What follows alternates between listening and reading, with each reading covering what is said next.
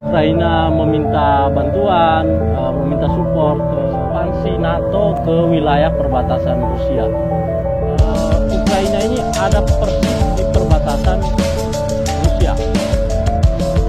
Selain Belarusia yang ada di atasnya, bagian utaranya Ukraina, ada Ukraina. Terima kasih teman-teman.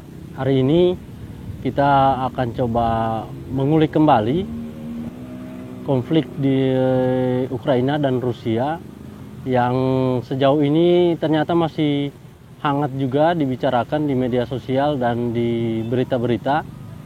Nah, menurut saya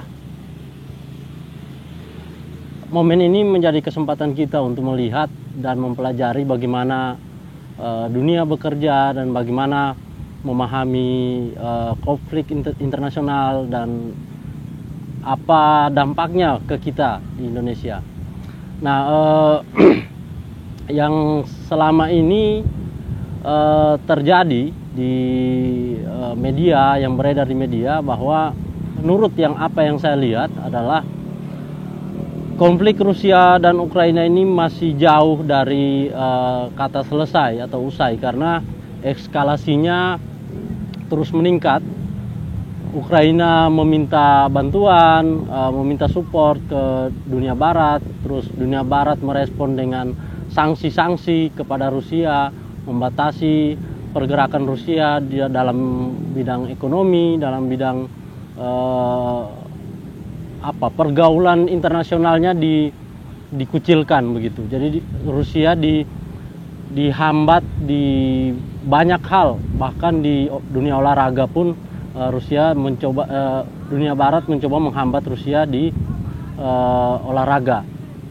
Nah, situasi ini yang saya lihat tidak akan berujung pada penyelesaian, karena alih-alih melihat pokok masalah dan bagaimana pendekatan untuk resolusi konflik, yang dilakukan justru melakukan penekanan terhadap Rusia.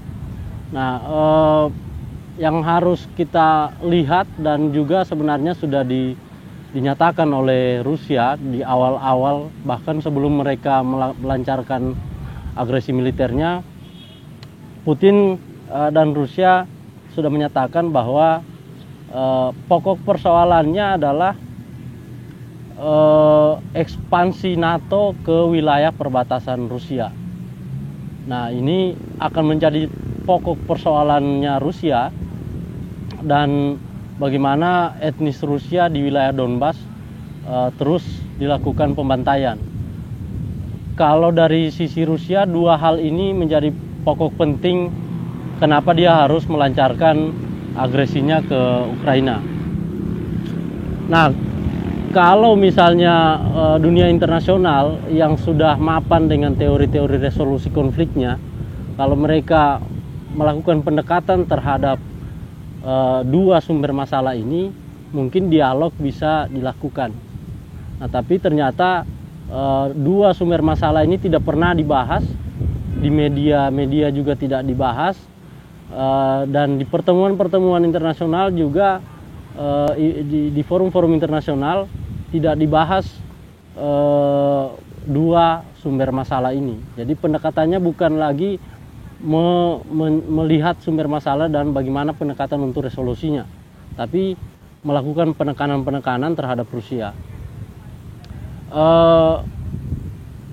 Ekspansi NATO ke perbatasan Rusia itu menjadi titik yang paling krusial bagi Rusia, karena NATO pada prinsipnya semua negara yang menjadi anggota NATO itu akan dibangun fasilitas militer oleh NATO. Nah, wilayah perbatasan Rusia ini termasuk Ukraina, Latvia, itu sebelumnya masih masuk ke Uni Soviet, Rusia zaman dulu gitu. Nah, masuk dalam Uni Soviet yang tidak berkorelasi dengan NATO, dengan dunia barat. Nah, ketika Uni Soviet runtuh, negara-negara ini pecah, NATO akhirnya mengembangkan, berekspansi ke perbatasan Rusia, merekrut Latvia, merekrut beberapa negara di sekitarnya. Nah, NATO akhirnya merekrut wilayah-wilayah di perbatasan Rusia. Artinya selama ini dua kekuatan Rusia dan Amerika dan blok baratnya, Rusia dan blok timurnya, ini menjadi penyeimbang. Menurut Putin di pidato awalnya sebelum dia melancarkan agresi militer, bahwa dua kekuatan ini harus tetap ada supaya ketika negara barat melakukan kebijakan-kebijakan yang melewati batas, ada blok timur yang bisa mengontrol mereka. Apa yang dilakukan oleh Amerika dan sekutunya di Libya yang membombardir Libya dan Irak itu dikritisi oleh Putin karena begitu dominannya blok barat ini, akhirnya mereka bisa melakukan apa saja. Ini yang menurut Putin harus blok barat harus memperhatikan bahwa wilayah-wilayah blok timur itu jangan didominasi. Di channel YouTube ada Profesor John Mercimer, itu guru besar ilmu internasional, hubungan internasional. Di YouTube-nya Profesor John Mercimer ini mengatakan bahwa apa yang reaksi Putin atau Rusia terhadap Ukraina itu sama persis dengan reaksi Amerika terhadap Kuba saat krisis misil Kuba tahun 1962. Jadi menurut Profesor John Mercimer, di Amerika itu ada istilahnya doktrin Monroe. Doktrin Monroe itu menyatakan bahwa wilayah benua Amerika, seluruhnya benua Amerika, itu harus berada dalam satu kontrolnya Amerika. Apakah itu Amerika Latin, semua kepulauan dan pantainya itu harus berada dalam kontrolnya Amerika. Bahkan Eropa pun tidak akan diizinkan masuk ke wilayah benua Amerika. Itulah doktrin Monroe yang dikatakan oleh Profesor John Mercimer, itu yang menyebabkan John F. Kennedy waktu itu Presiden Amerika sangat kebakaran jenggot saat Uni Soviet membangun fasilitas misil di Kuba. Padahal Kuba itu agak jauh dari Amerika, tapi Kuba masih masuk dalam kesatuan benua Amerika. Akhirnya doktrin Monroe ini berlaku. John F. Kennedy waktu itu langsung bereaksi dan mengumumkan bahwa Uni Soviet telah mengancam wilayah Amerika dan implikasinya bisa sangat besar. Amerika dan Uni Soviet bisa head to head. Apa yang dilakukan oleh John F. Kennedy itu adalah mempertahankan wilayah Amerika agar tidak ada kekuatan militer lain yang bisa masuk. Nah, menurut Profesor John Mercimer, apa yang dilakukan Putin saat ini terhadap Ukraina mirip dan persis dengan apa yang terjadi di krisis misil Kuba tahun 1962. Nah, makanya Profesor John Mercimer bilang agak lucu ketika misalnya Putin bereaksi serupa, kita bereaksi malah mengutuk atau misalnya mempresur Putin. Sementara kita melakukan hal serupa dulunya. Bahkan sampai sekarang menurut doktrin di Amerika, sampai sekarang wilayah benua Amerika itu tidak boleh ada satu kekuatan militer selain Amerika yang bisa menguasainya. Ini membuktikan bahwa apa yang dilakukan Putin ini punya alasan. Gitu. Ukraina seperti yang kita tahu, kalau misalnya kita bisa tampilkan nanti petanya NATO, Ukraina ini ada persis di perbatasan Rusia. Selain Belarusia yang ada di atasnya, di bagian utaranya Ukraina, ada Ukraina juga di bagian selatan, ada Latvia di bagian atas. Itu semua ada di halamannya Rusia. Nah, itu yang dari awal Rusia sangat cerewet lah untuk meminta NATO menjauh. NATO harus menjauh dari halamannya Rusia. Nah, itu akhirnya media-media sosial dan pertemuan-pertemuan internasional memfokuskan kepada bagaimana mensanksi Rusia, melancarkan semua sanksi paling berat untuk Rusia agar Rusia bisa sesak nafas, dimiskinkan dan dikucilkan dari dunia internasional.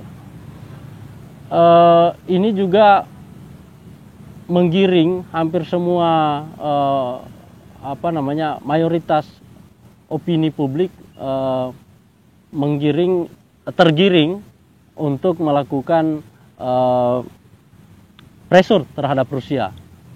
Bahkan juga sebenarnya penulis favorit saya,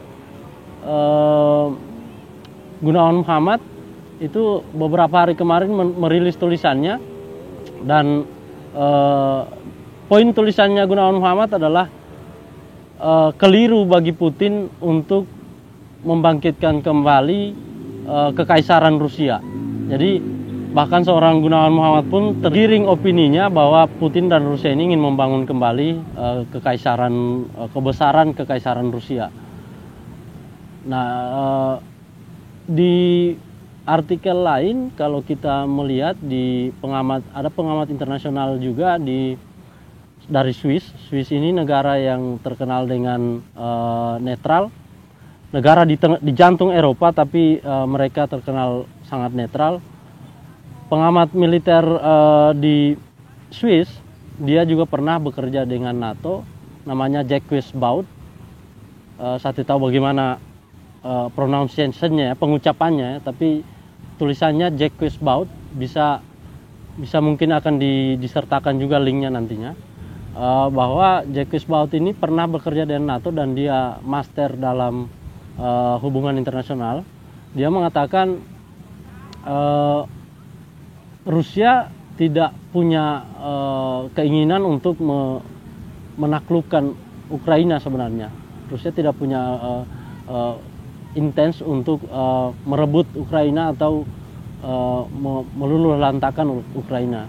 Kenapa? Karena Jacques bilang saat serangan Rusia ke Ukraina, Rusia tidak menyerang fasilitas-fasilitas vital. Yang diserang Rusia itu hanyalah fasilitas militer. Hampir semua fasilitas militer itu jadi titik-titik serangannya Rusia. Fasilitas suplai air tidak diserang, fasilitas suplai listrik tidak diserang, dan internet tidak diputus di Ukraina. Padahal Putin bisa saja memutus itu. Menurut Jacques, ini berbeda sekali pendekatan ini dibanding pendekatan NATO waktu melakukan agresi di Libya dan Irak. Waktu NATO melakukan agresi di Libya dan Irak, yang pertama diserang oleh NATO itu adalah jaringan suplai air bersih, jaringan listrik, dan fasilitas vital lainnya yang dibutuhkan oleh masyarakat. Akhirnya fasilitas itu lumpuh, masyarakat jadi bergolak, dan akhirnya masyarakat akhirnya melawan pemerintahnya sendiri, dan jatuhlah Muammar Gaddafi di Libya gitu. Dan begitupun Irak. Menurut Jacques, ini berbeda sekali dengan apa yang dilakukan Putin di Ukraina. Apa yang dilakukan Putin di Ukraina menyerang fasilitas militer. Memang di beberapa wilayah yang menjadi battlefield, ya, yang menjadi arena tempur, listrik dan beberapa fasilitas akan dimatikan di beberapa arena tempur, di beberapa titik di Ukraina. Tapi secara garis besar, jaringan internet, fasilitas air bersih, listrik tetap jalan, dan bahkan gas yang dari Rusia masih tetap mengalir ke Ukraina. Ini menurut Jacques ini menunjukkan bahwa Putin, seperti juga yang Putin katakan beberapa kali, bahwa dia tidak berkeinginan untuk merebut Ukraina atau misalnya memasukkan Ukraina dalam kerajaan Rusia zaman dulu atau membangkitkan kerajaan Rusia. Tapi apa yang dibilang Putin berulang kali di awal sebelum menyerang adalah jauhkan NATO dari halaman Rusia, gitu. Jauhkan NATO dari perbatasan Rusia. Dan hentikan pembantaian etnis Rusia di Donbas. Nah, menurut saya mestinya negara-negara Barat yang sangat mapan dalam teori-teori resolusi konflik, dengan banyaknya penelitian-penelitian dan peneliti-peneliti ahli-ahli resolusi konflik di universitas di Barat, mestinya memakai teori resolusi konflik dalam melihat konflik Ukraina. Jadi teori resolusi konflik yang dikemukakan oleh negara-negara Barat dan ahli-ahlinya adalah bagaimana menemukan titik permasalahan dan bagaimana melakukan approach, pendekatan terhadap titik permasalahan dalam dialog-dialog. Ternyata itu tidak dilakukan. Ini menjadi sebuah keanehan juga bahwa negara Barat yang begitu mapan dengan teori resolusi konfliknya ternyata gagal mengeksekusi teori yang mereka bangun sendiri, bahwa melakukan resolusi konflik itu adalah pendekatannya di akar masalah, bukan malah misalnya memberi pressure seperti Amerika dan negara Barat juga mempresur Iran dengan sanksi yang tidak ada habisnya, juga mempresur Kuba dengan sanksi, Venezuela dengan sanksi, dan Korea Utara dengan sanksi, yang terbukti itu tidak sampai hari ini Iran, Kuba, Venezuela, dan Korea Utara tidak tunduk meskipun mereka dimiskinkan. Ini membuktikan, kalau menurut Jacques, itu membuktikan pendekatan itu tidak akan kemana-mana, tidak akan berakhir kemana-mana. Jadi sekarang Rusia memang agak sesak nafas karena sanksi demi sanksi diberlakukan ke Rusia. Untungnya memang Cina mensupport Rusia supaya tidak terlalu sesak nafas lah. Nah, dengan kondisi ini saya melihat konflik Rusia dan Ukraina tidak akan berakhir dalam waktu cepat, karena Rusia akan bertahan.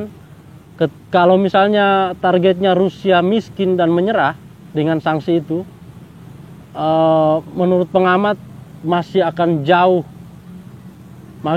jauh perjalanan sampai Rusia miskin. Artinya masih akan jauh pertempuran di Ukraina sebelum ini berakhir. Di Presiden Ukraina sendiri juga masih tetap mencari dukungan, masih meminta Barat untuk tetap mempresur Rusia, memiskinkan Rusia. Baru-baru ini Zelensky, presidennya, malah meminta dukungan dari Israel, meminta dukungan persenjataan dari Israel untuk melawan Rusia. Gestur-gestur ini saya lihat masih belum ada titik temu. Eskalasi masih terus meningkat karena seperti yang saya bilang di video sebelumnya, no way back untuk Putin. Tidak ada jalan putar balik. Jadi Putin sudah terlanjur jauh. Menurut Jacques, Putin ini orang yang sangat metodis dan sangat sistemik, sangat terukur, terkalkulasi. Jadi menurut Jacques tidak ada kemungkinan Putin tidak menghitung. Jadi dia bilang Putin ini orangnya Rusia sekali. Ciri-ciri orang Rusia itu sangat metodis dan sangat terukur dan terkalkulasi. Jadi ya prediksinya ini masih akan terekskalasi lagi. Semakin meningkat eskalasinya, yang khawatirnya adalah minyak. Karena Rusia saat ini menjadi produsen ketiga terbesar minyak di dunia. Dan kalau ini meningkat terus, akan sangat berdampak kepada harga minyak dunia, dan produk-produk dari Rusia itu banyak beredar di beberapa negara, dan itu akan terhambat nantinya.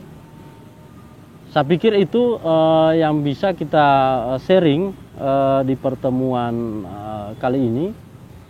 Nah, seperti yang saya bilang juga di video sebelumnya, kalau misalnya ada teman-teman ingin ada topik yang bisa didiskusikan dalam tema geopolitik internasional, kita bisa di komen di bawah, kita bisa sharing atau diskusi tentang tema tersebut gitu. Dan saya juga berharap teman-teman yang punya basic, teman-teman dosen mungkin atau akademisi yang punya basic terhadap hubungan internasional juga akan lebih baik lagi kalau berbicara tentang hal ini, biar kita bisa teredukasi lah, seperti itu. Terima kasih teman-teman, saya akhiri. Assalamualaikum warahmatullahi wabarakatuh.